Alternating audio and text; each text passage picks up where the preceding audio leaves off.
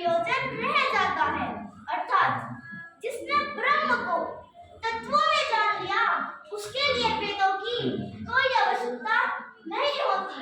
श्री कृष्ण अर्जुन को कर्म का महत्व बताते हुए कहते हैं कि हे अर्जुन, समस्त वेद पढ़कर ही तुम्हें सफलता मिले ऐसा जरूरी नहीं, यह गलत है।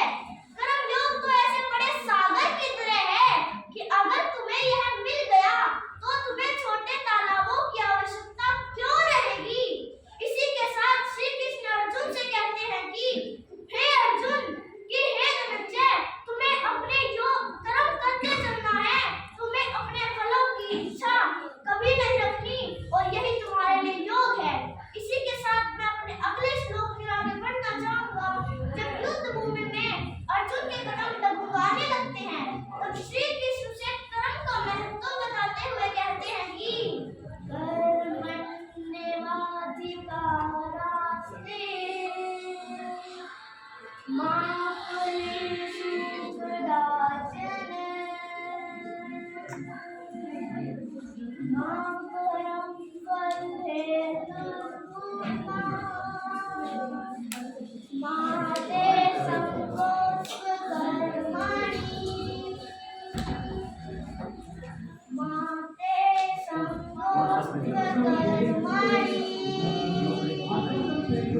अर्थात श्री कृष्ण अर्जुन से कहते हैं कि हे पार्थ, तेरा तो केवल कर्म पर अधिकार है, उसके फलों पर तेरा कोई अधिकार नहीं है।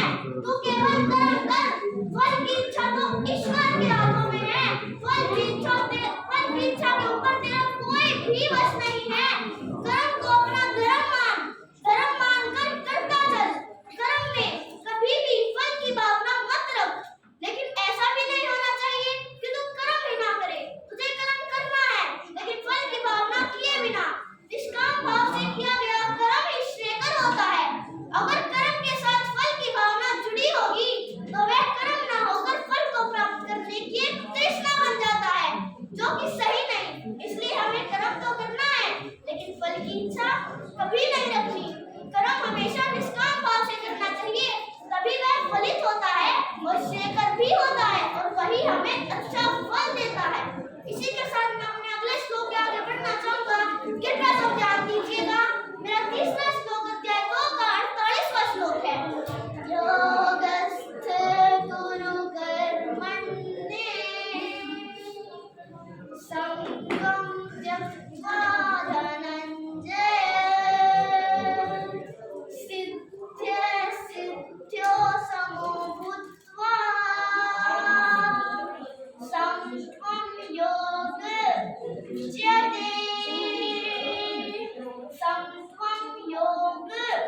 उच्यते।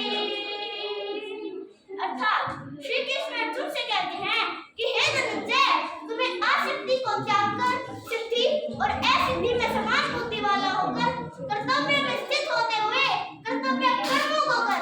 संतों में योग है। अर्थात जो कुछ भी किया जाए उसके पूर्ण होने न होने तथा उसको करने पर क्या फल मिलेगा इसमें स्वभाव रख, इसमें आसक्ति मत रख।